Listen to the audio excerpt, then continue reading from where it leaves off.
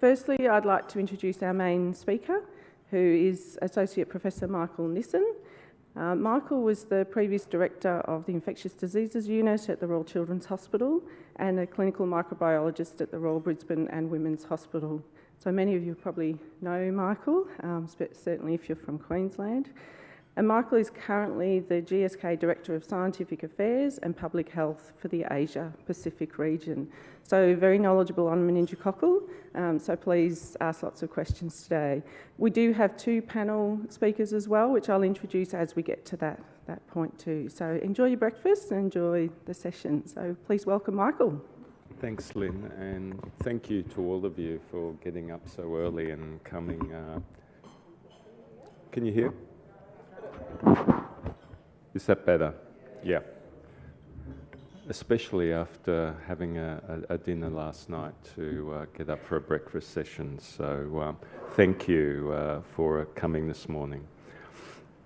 So I'm a full-time employee for GSK, and what we're going to cover this morning is some basic information around invasive meningococcal disease, what the current epidemiology in Australia is, what vaccines are currently available for both in the quadrivalent space, but also for meningococcal B with the new recombinant vaccines.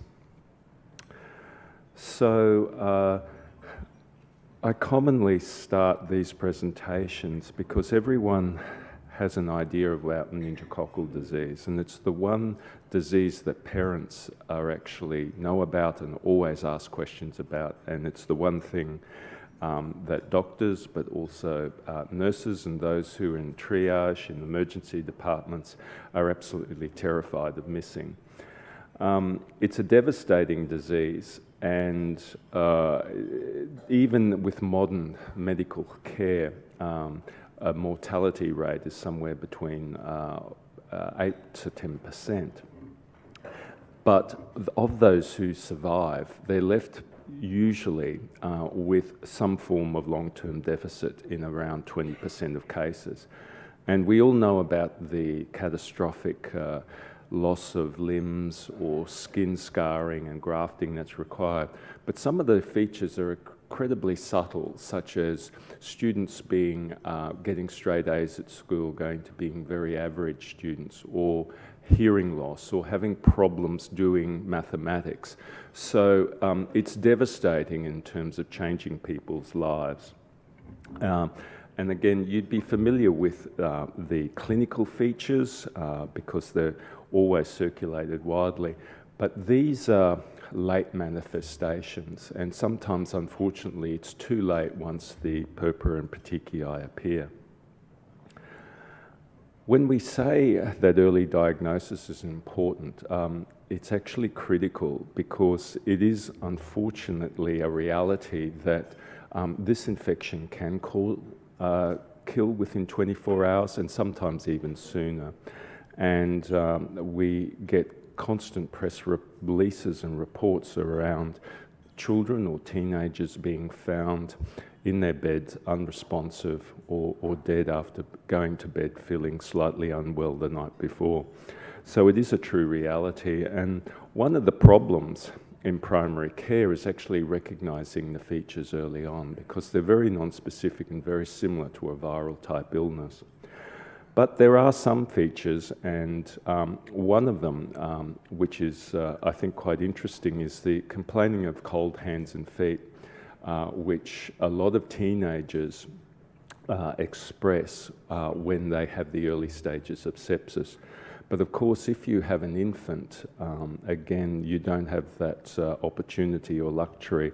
So actually, treating these children is extremely important, and giving antibiotics first and asking questions later is usually the best policy. So the bug is actually lives within our nose and throats, and it's classified by the polysaccharide capsule, and you can see here on this cartoon, this is the bug here, and this is the outer layers of the organism And this is the polysaccharide or sugar capsule by which the development of human antibodies is the main form of protection, and that's basically how most of meningococcal disease is prevented. There are 6 serogroups out of the 13 that mainly cause disease, but in Australia, B, W, and Y are the most important. Meningococcal disease is unpredictable, and its epidemics wax and wane over time. And that's evidenced by this graph here. And you can see that it peaked in the early 2000s, and this was with the Men-C epidemic. And then cases fell after the introduction of the meningococcal C national immunisation program. But you've noticed here that in the last 5 years, there's been a surge in the number of cases. And this is mainly due to the emergence of W disease and, to a lesser extent, Y disease. Meningococcal B disease has always been prevalent and actually has been decreasing over the last 2 decades, but again also has started to increase in the last 2 years. When we look at the serotypes causing invasive meningococcal disease, you can see that B has the predominant serogroup in the early part of the last decade, but then the replacement with W and also Y disease. But B disease is still significant. Because we have a national immunisation program for meningococcal C, C disease now is actually very unusual and very rare.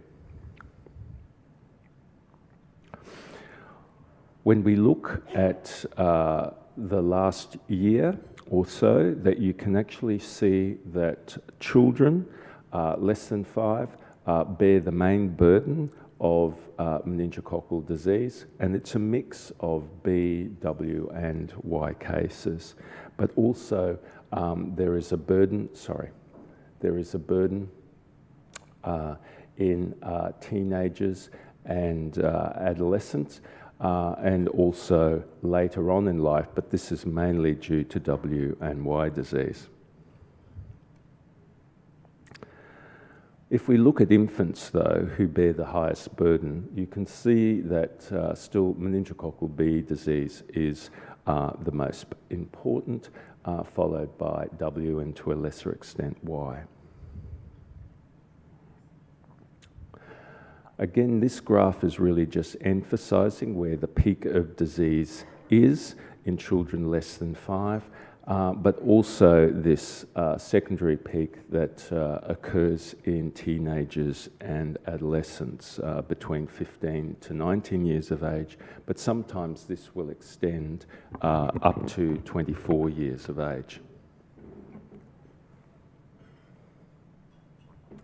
So ATAGI, which is our technical advisory group for immunisation, has guidelines which are currently being revised, and as they sit at the moment is that they recommend meningococcal B vaccination for all children less than 2 years of age, adolescents 15 to 19, adolescents and adults who live in close quarters, so a university dormitory, college accommodation, military personnel, those who have at-risk medical conditions such as asplenia or forms of immunosuppression, and of course laboratory personnel who are currently handling the bacteria on a regular basis.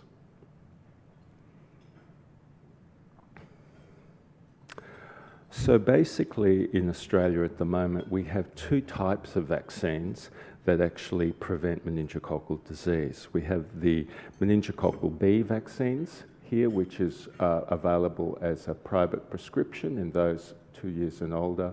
We have the meningococcal C NIP program, which has been in place since 2003. And this has also included a Hib vaccine or a Hib booster at the same time. This will be replaced in the middle of this year, as you know, with a meningococcal ACWY campaign at 12 months of age. And this is really following on states and territories throughout the country who have instituted their own program, mainly in adolescents, to combat the growing number of W and Y cases. When we look at meningococcal ACWY vaccines, we actually have 3 conjugate vaccines that are available, and they're listed here. They have slightly different dosage schedules, as indicated here on the graph, and dosing schedules based on the timing of the first dose. They're basically very similar vaccines because they include the polysaccharide of the serogroup A, C, W, and Y Neisseria meningitidis bacteria, which is then conjugated or chemically linked to a protein that induces protective immunity. And each of these 3 vaccines has a slightly different carrier protein, but basically they're very similar vaccines in terms of the way that they work, but also their efficacy. There are some minor differences in terms of their immunogenicity after 1 or several doses, and also between different serogroups. But in reality, they're very similar. The main differences are in terms of when they can actually be first given. On the other hand, with the meningococcal B vaccines, and we have 2 that are currently registered in Australia, and as I said, only available on private prescription at this stage. We have the 4-component meningococcal B vaccine, Bexsero, and then we have the 1-component meningococcal B vaccine, Tremember. And again, they have different indications in terms of Bexsero can be used from 2 months of age, while Tremember is only licensed for those 10 years and older. But also they're fundamentally different vaccines. I mentioned that Bexsero actually has 4 components in it. It has 3 antigens, which are actually proteins that are expressed on the surface of the bacteria that are involved either in survival of the organism in the bloodstream or involvement with colonization, and colonization is important in spread. Tremember, on the other hand, only has 1 antigen in it, and this is mainly a protein that's involved with the survival in the blood. But both are potentially protective, and antibodies generated by these vaccines do give a protective response. But they actually work in potentially different ways, but also potentially have different mechanisms in terms of preventing the spread of disease. And as I said, one of these proteins may be involved in colonization. So antibodies against this protein may prevent spread or transmission. So when we look at vaccination for children less than 6 months of age, this is the current schedule for Bexsero in Australia. So there is an infant schedule, which is a primary course of 3 doses, at least a month apart, with a booster somewhere in the 2nd year of life. After 6 months of age and less than 12 months of age, 2 doses with a booster, usually 2 months apart, and then toddlers and children have 2 doses, 1 to 2 months apart, depending on their age of their first dose. We're commonly asked about boosters for this following the primary course. At this stage, we have no data from large clinical trials to indicate this, but a rule of thumb would be for immunocompromised individuals approximately every 5 years or so. And we also have some real-world information, which I'm quite happy to share with you one-on-one in terms of the experience and using the booster regimen for Bexsero. Bacteria can actually be given safely with all other infant vaccines at the same time point, and certainly there's a large data file where it's being given with routine immunisations in national immunisation programs, both within the phase studies but also now in the real world, particularly in the UK where they have a national immunisation program for meningococcal B. It also doesn't appear to have any problems in interference with antibody generation for those other infant vaccines or for the meningococcal vaccine itself. Most of the side effects are relatively mild and short-lived and very similar to those experienced by infants just receiving normal immunisations. Again, this is modified by the use of paracetamol, but in general, there's no distinct difference between children who receive NIP vaccines and then Bexsero when it's added together. Again, ATAGI has come out with some fairly clear guidelines with the recommendations for prophylactic paracetamol, and this should actually be given at least 30 minutes before, but I know that's really impractical, but in general, if at least it's given at the time of administration and then every 6 hours for the first 48 hours, is certainly decreases the incidence of fever and local reactions. So these are the recommendations in terms of when the first dose is given, with at least 2 additional doses. The United Kingdom, with their NIP program, actually gives the paracetamol at the time of the first dose, which is certainly more practical.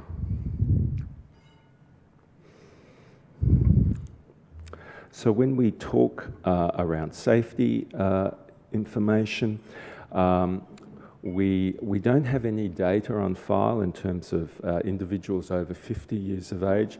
There doesn't seem to be any particular problem giving it to individuals over 50, and certainly in my experience we give it to laboratory workers who are working with meningococcal plates and bacteria in the laboratory without any concern. And certainly there's been no information that we've received in those who have chronic medical conditions and require protection against meningococcal infection older than 50. There is no natural rubber latex in the syringe tip, but the safe use of Bexsero in latex-sensitive individuals hasn't been established. There is also a small chance of kanamycin sensitivity, but again, its use in kanamycin-sensitive individuals hasn't been established, and I'm unaware of any individual case reports along those lines. But you can always look at the detailed product information for the full details in terms of the safety profile. So this is the vaccine. It has a shelf life of 3 years and is stored usually at 2 to 8 degrees. And it comes pre-packaged in the syringe as shown there. So that's the end of my talk, and in summary, I hope I've given you an overview about the importance of invasive meningococcal disease, just not in Australia, but it is a global problem. It does still have high mortality rates, even in first world countries where children and teenagers have access to the best medical care. We've had a very successful meningococcal C national immunisation program now for nearly 15 years, which has basically eradicated Men-C, but as you can see, we have growing issues around Men-W, Y disease, and B disease is still prevalent. We have effective vaccines for both C, W, and Y that can be used in combination, but we also now have the choice of 2 meningococcal B vaccines for the prevention of that disease. And very happy now to let you finish your breakfast, but also take questions. So thanks for your attention.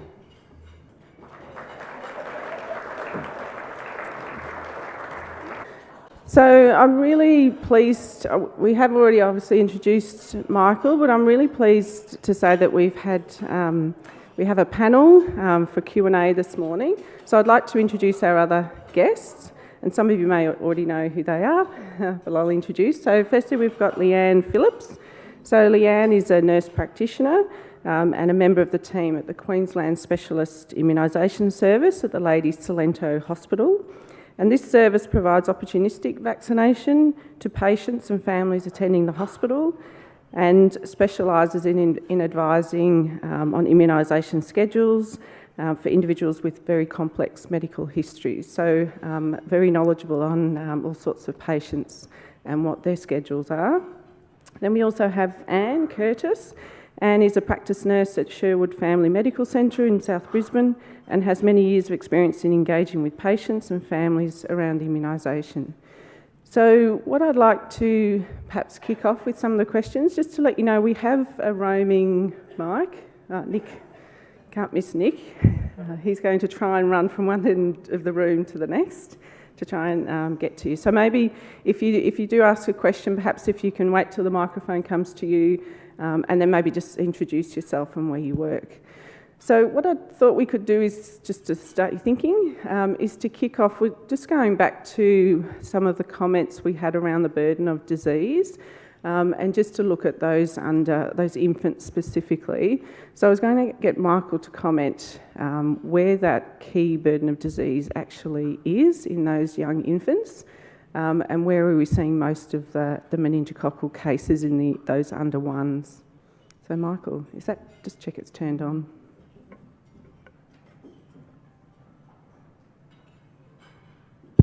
Yeah, that's it. Yeah, no, I think that's a really good point in that when you look at the graph, sometimes they'll be just less than 5, but occasionally you will get the less than 1. And it's only when you really see the less than 1 cases that you actually see the dramatic difference in terms of the burden of Men-B disease in those children.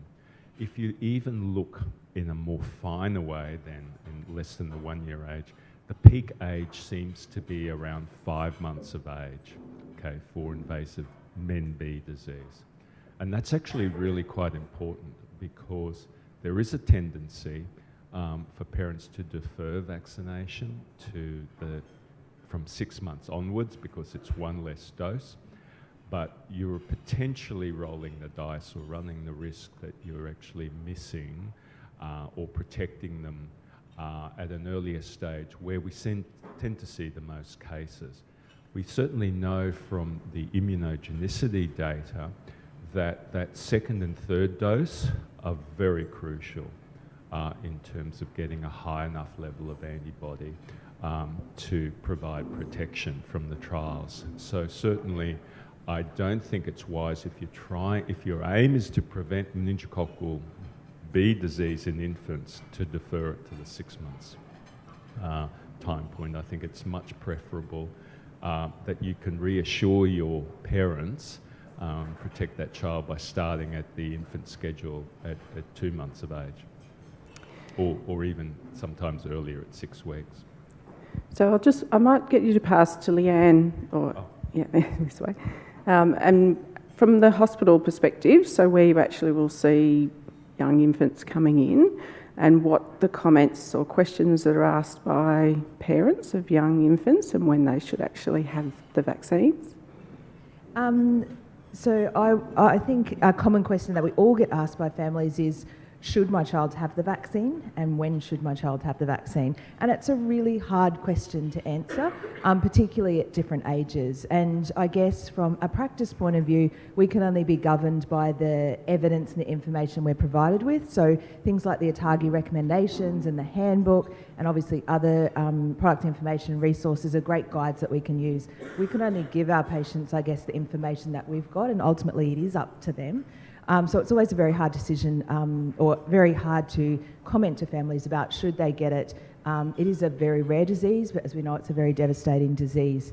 I think it's very difficult if we're advising against what the recommendations are. So particularly what Michael was just commenting on, we have had families that come in and have been advised that if they waited till after the 6 months, it would be 2 doses. And I think that's very difficult when you look at the data, that they are at risk at that under 6 months of age.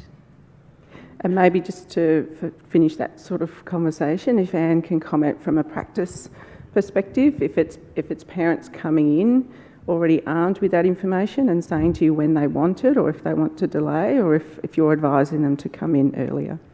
My experience has been that parents are coming in having been advised to have it, and they're getting that information from midwives, paediatricians and mothers groups, and they're the ones who will vaccinate against anything.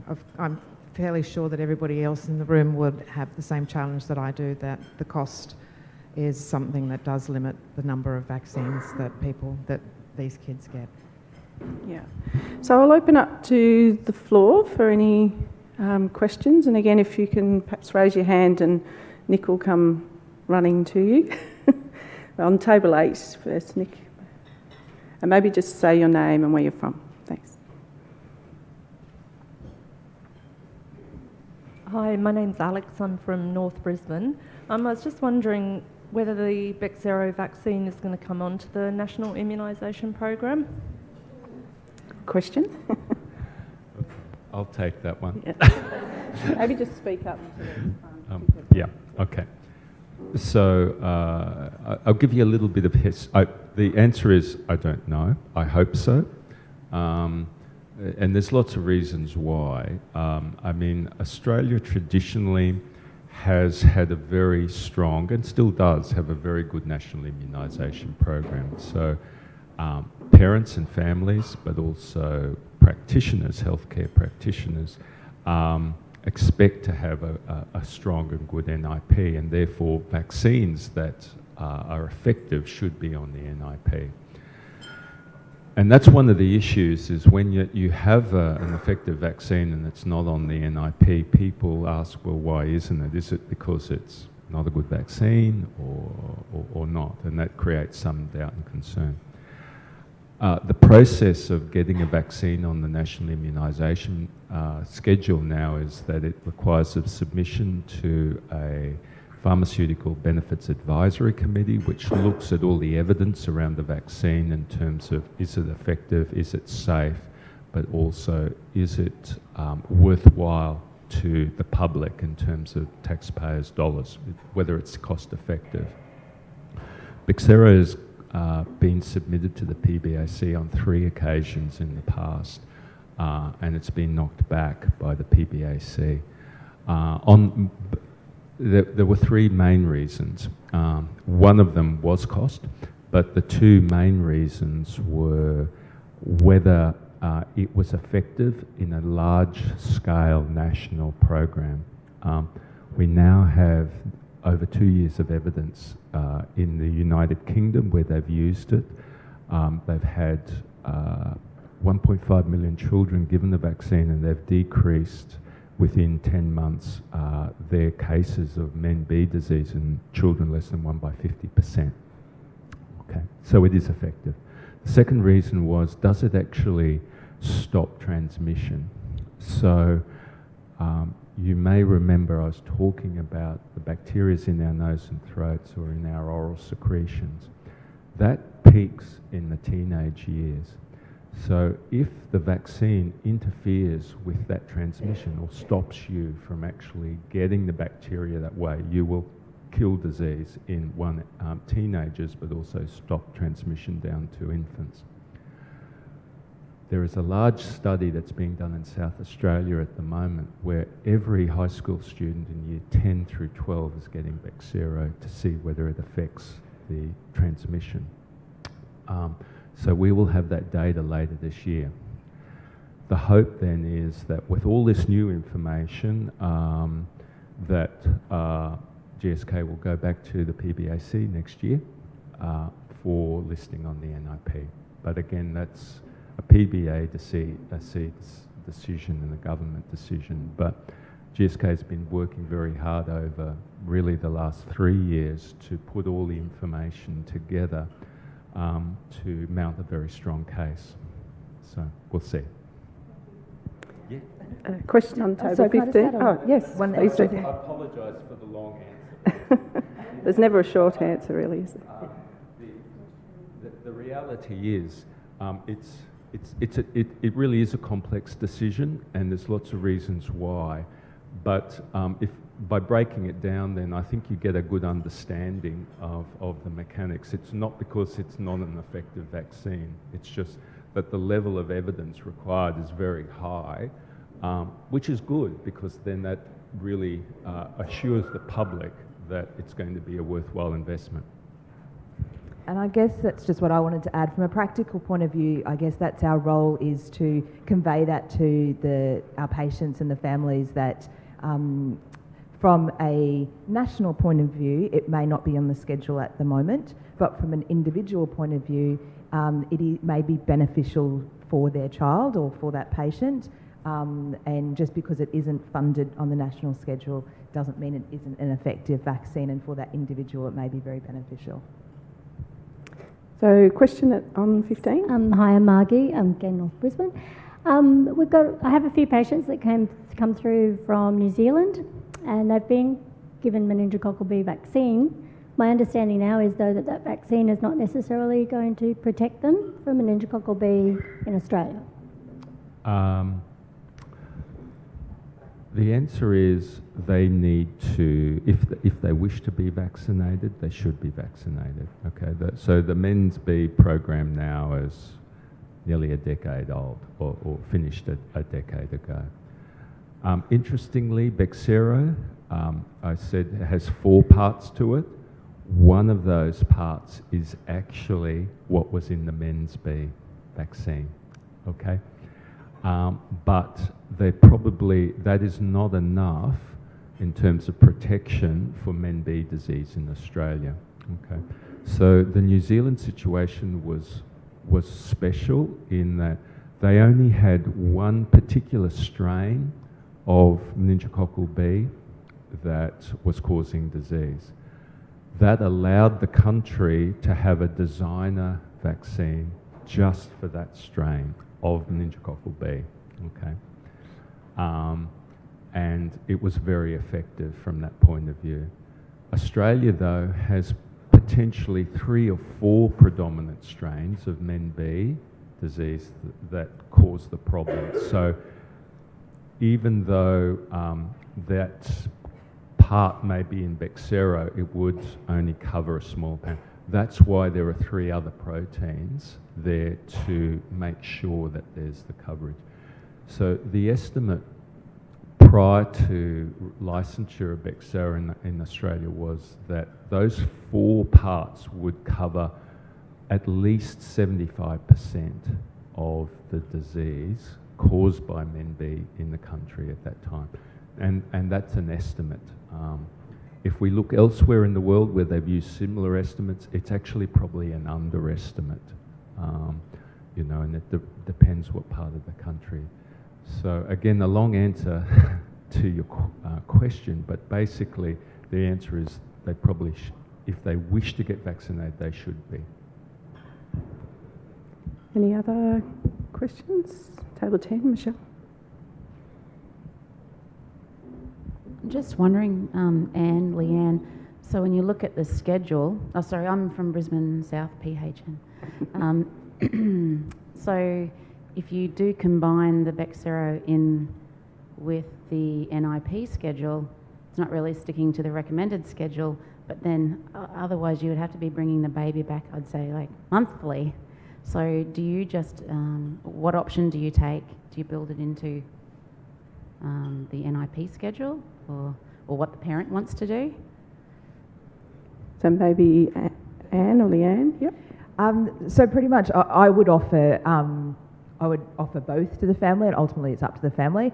I guess looking at the benefits and the risk of each, and as you said, one of the the risk is that obviously you potentially may be delaying protection of one if you are splitting them up, and you are then bringing them back more times. You're also at the risk then of having those side effects more times.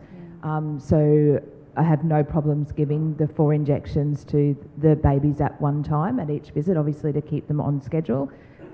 If the family would prefer, we would look at splitting them up. Again, you need to look at the risks and the benefits of what that individual is at risk for at that time, and they obviously are more at risk of pneumococcal and Hib at that age.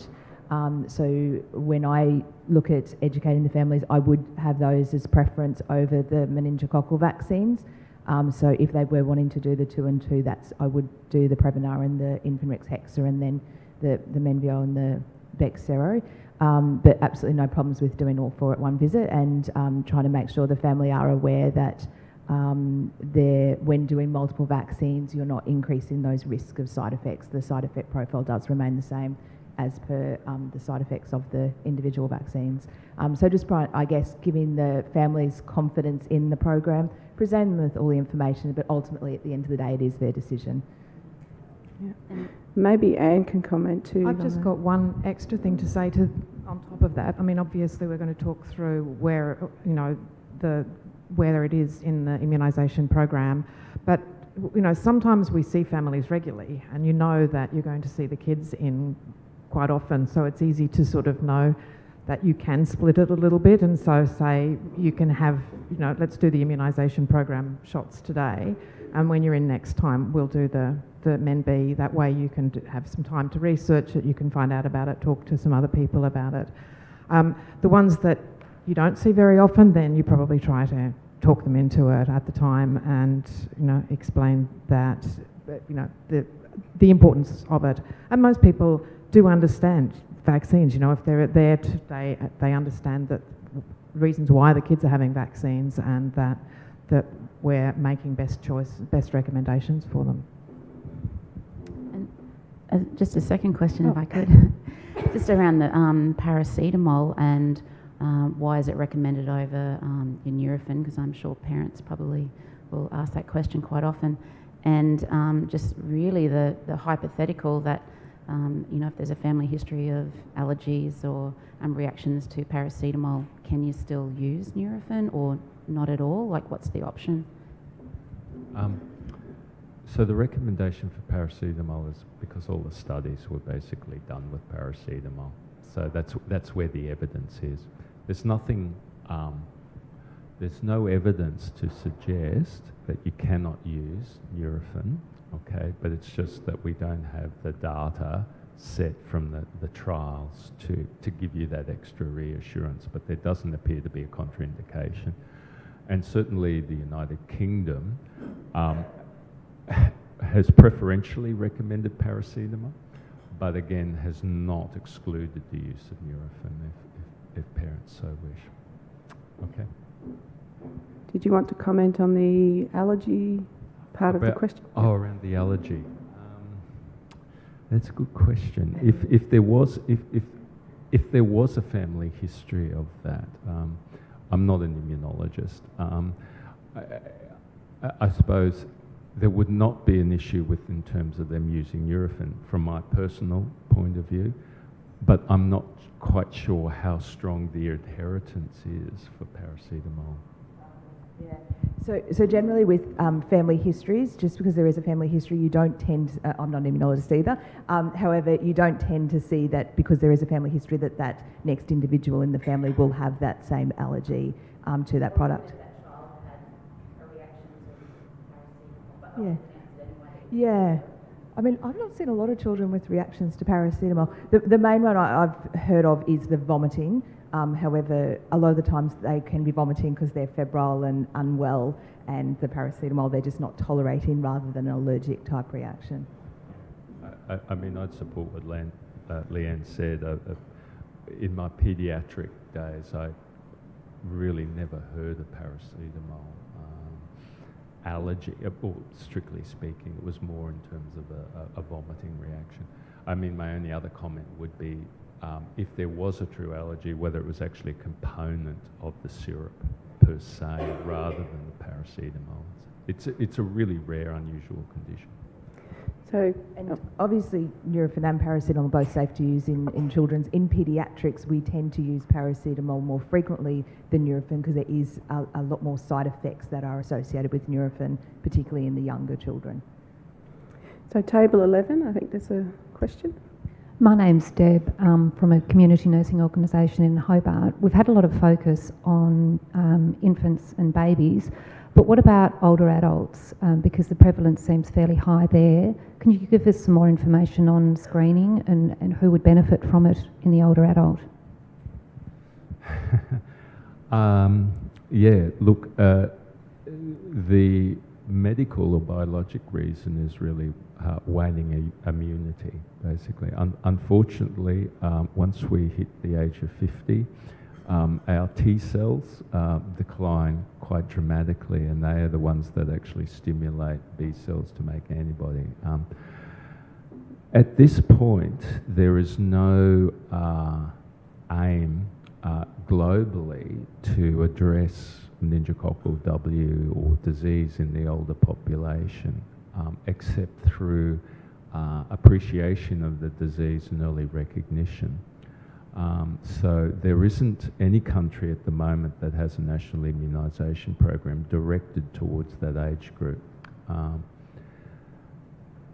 That may change because it really depends how successful the programs are in teenagers in terms of combating W disease, because the disease is transmitted by teenagers and adolescents, okay, and they spread it down to babies, but they also spread it up. So if we do have good, effective national immunisation programs in place, addressing both B disease in children, but also men W and Y disease in adolescents, hopefully that will combat what's going on in adults. And we'll just have to wait and see. There is some preliminary evidence from the UK, because the UK has an NIP schedule for B in infants, but also an ACWY campaign across the country, mainly for W disease.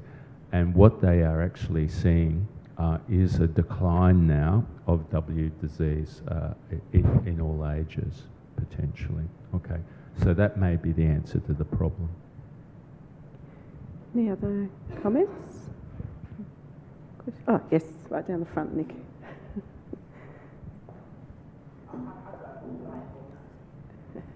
You yell. So my quick question is, all the kids that are now getting the MenC in the 12-month-old, and the parents would like to know if, now, by July when they change it to ACWY, those kids will not be covered for those strains, so can they have the vaccine later on, or because they've been vaccinated for the MenC, can they not have it because they would get the double dose of MenC? As long as they have a break of 1 to 2 months, they can have ACWY. And they'll actually have really good C titers then, actually, that will last them for a while. So that's no problem. Look, there may be, on an individual basis, maybe a larger local reaction, but that's why I'd probably wait 2 months. I would, yeah. Yeah, and we frequently do that at the moment with our medical at-risk patients. So we see patients, for example, who are pre-renal transplants and they've already had their 12-month vaccine, and then we'll give them actually 2 doses of the ACWY. And yes, we do educate the families on they may get more of a localised reaction, but yeah, no problems at all with giving even 2 more doses on top of that if it's clinically indicated.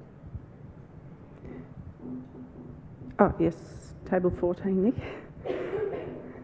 So just before the microphone gets there, so Anne, do you give flu vaccine and meningococcal vaccines at the same time? I would happily do that. I haven't done it, but I would happily do that, yes. Yes, hi, my name's Courtney. I'm from Doctors at Tenerife, just in Brisbane. If we've got a 10-year-old child from the UK and has had 2 doses of their strain of Men B, when they were 6 months old, or 3, 6, how do we finish that course off, given that we use Bexsero in Australia? Do they use Bexsero over there? Was that what their course would have been? So the age of the They're child... 10 years old now, They're so they've 10. had 2 doses when they were an infant and then have done travel since. Right, And sort of missed concomitant one. right, okay. Would you just do 2, sort of like 2 months apart, like any? So they're 10 now, Yeah. and they had 2 doses at what age? Infant during first 6 months of age. So as part That's of a- the that- UK that- NIP schedule? Well, no, UK the schedule. NIP, the UK NIP schedule only started in 2015, and Bexsero was only licensed in 2013. If they have the Men B in UK, so is it advisable to start all over again with Bexsero? No, I'm sorry. I'm just trying to get clear exactly what their ages were, because that's actually important. So I don't think it's likely that they got Men B in the UK at those ages, because the Men B vaccine wasn't available at that time. Yes, so we received most of the migrants from UK. They have like meningococcal B vaccinations.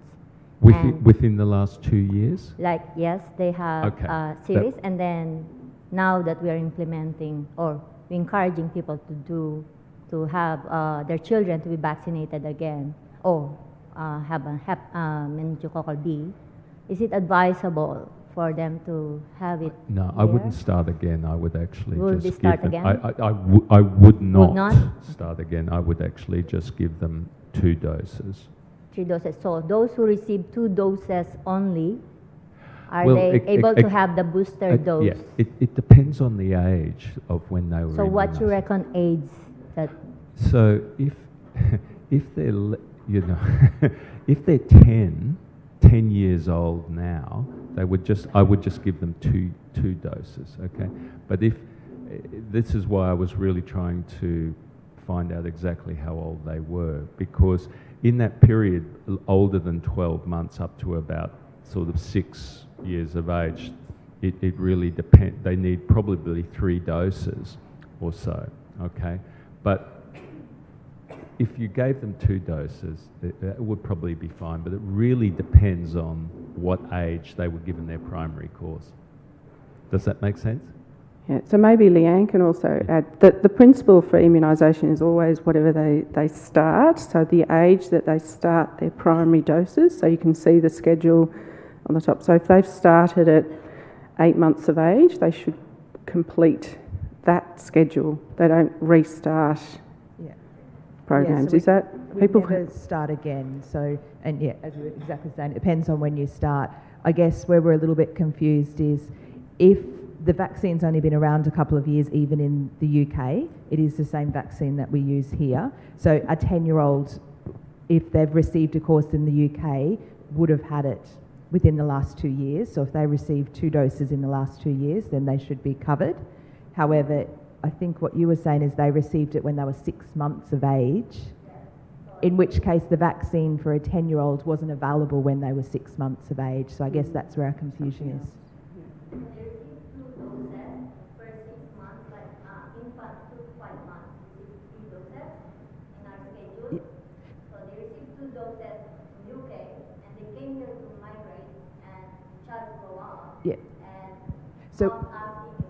Yeah. So what we're questioning is that Bexsero wasn't available 10 years ago, so it can't have been Bexsero that we received, and there was actually no meningococcal B available 10 years ago. So I guess you need to clarify exactly what they received at 6 months, because it probably wasn't meningococcal. So we might actually even take that offline if you want. We can go through the schedule with you, because we're at the stand as well today. I'll do one last question just for time. So, Michelle. Hi. I was just wondering if Leanne or Anne could comment on the question we often get from parents is, which should I have first, meningococcal ACYW or meningococcal B for my child? They don't want to have both. So could you just give some tips on how you answer that question, please? That's a really challenging one at the moment. A couple of years ago, it would have been easy to say B. But looking at the data at the moment, it's around about 50-50. And That's exactly how I'd answer at the moment, that both are at the moment equally as important. It obviously depends on age of the child with regard to if they're at a risk for meningococcal. So at the moment we would be supporting both. I guess the only benefit theoretically is that ACWY covers 4, where B covers 1. However, you're still looking at 50-50 for disease. So very difficult question to answer at the moment. It's one that we're getting at the hospital a lot as well. However, we really do push our families to do multiple vaccines. I frequently will do 4 vaccines in medical at risk patients. So these are patients that are post-chemotherapy, post-transplant, on immune suppression. So the question before of have you given flu? Yesterday I gave a 10-month-old's flu vaccine, meningococcal and bacterial. I think it depends on the age as well.